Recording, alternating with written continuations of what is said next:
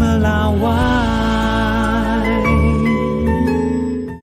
Kembali di Sapa Indonesia Pagi, saudara. Pengusaha Jerry Hermawan Lo meluncurkan buku keduanya, The Art of Simple Leadership.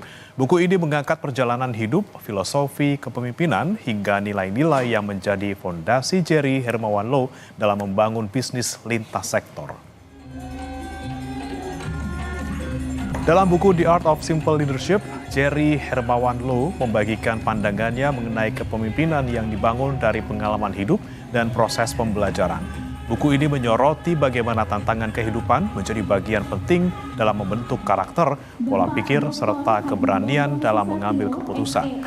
Jerry Hermawan Lo juga berdiskusi bagaimana seorang pemimpin mampu menghadirkan arah yang jelas, membangun kedekatan dengan tim, serta tetap adaptif di tengah perubahan. Peluncuran buku dihadiri sejumlah tokoh, diantaranya Ganip Warsito, Bambang Susatyo, hingga Erick Thohir.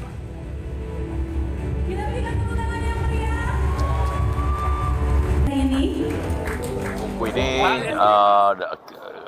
dirangkum dan ditulis maupun diterbitkan oleh Kompas.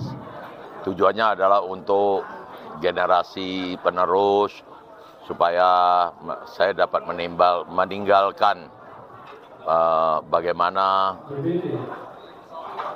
hidup di masyarakat, memimpin perusahaan, dan menginspirasi anak-anak muda.